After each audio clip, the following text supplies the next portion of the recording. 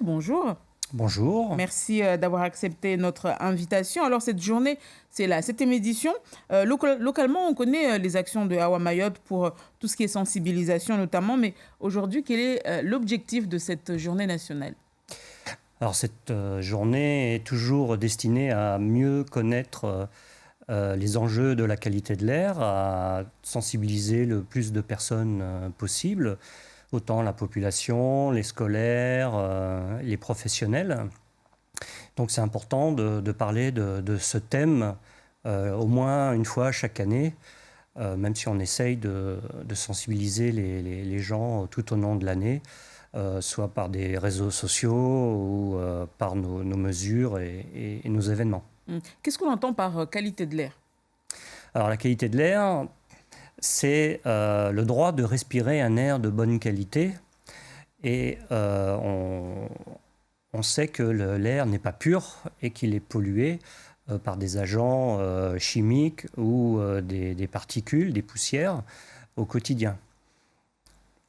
Donc cette qualité de l'air est importante parce qu'on respire 15 000 litres d'air par jour, 15 mètres cubes d'air pour un homme en moyenne. Et nos poumons jouent un rôle de filtre très important. Plus la qualité de l'air est bonne et moins nos poumons seront malades ou pollués. Alors tout à l'heure, on a entendu votre collaborateur Nils Parago qui nous parlait justement de cette mobilisation. Vous l'avez dit aussi il y a quelques instants, cette mobilisation collective pour tout le monde doit se mobiliser pour qu'on ait un air, une qualité de l'air excellente ou suffisante. Mais concrètement, qu'est-ce que moi, vous, pouvons faire au quotidien pour améliorer notre qualité de l'air? Alors, tous les jours, on peut faire des gestes simples. Déjà, chez soi, on conseille d'aérer les maisons le plus possible. On utilise aussi des produits qui nuisent moins à la santé. On essaye aussi d'éviter des produits comme des sprays ou de l'encens ou des tortillons que l'on brûle. Mais aussi à l'extérieur, évidemment, on essaye d'avoir une voiture bien entretenue. On ne brûle pas de déchets, de poubelles, de détritus au quotidien. Malheureusement, c'est ce qu'on voit un peu partout sur l'île, les feux de brûlis que l'on voit.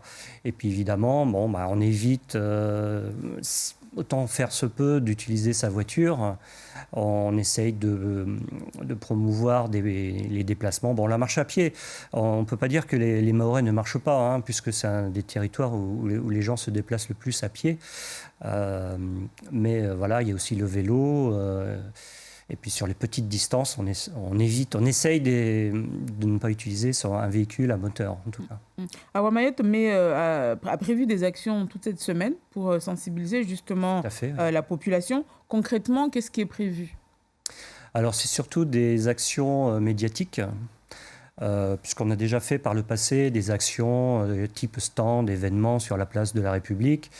On s'est aperçu qu'on touchait un public 50 à 100 personnes, alors que le corona, la crise a permis qu'on soit diffusé, dématérialisé un peu cet événement.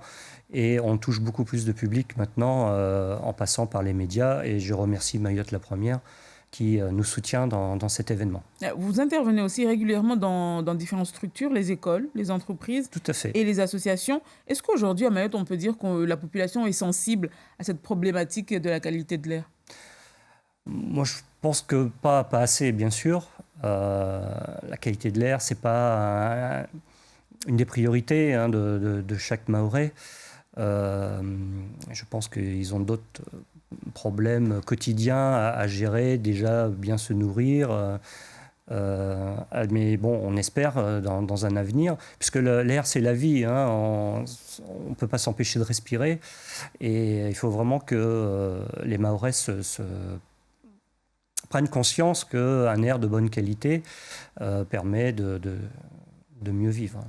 Merci beaucoup Bruno Brouard-Foster d'avoir répondu à nos questions. Je vous remercie beaucoup.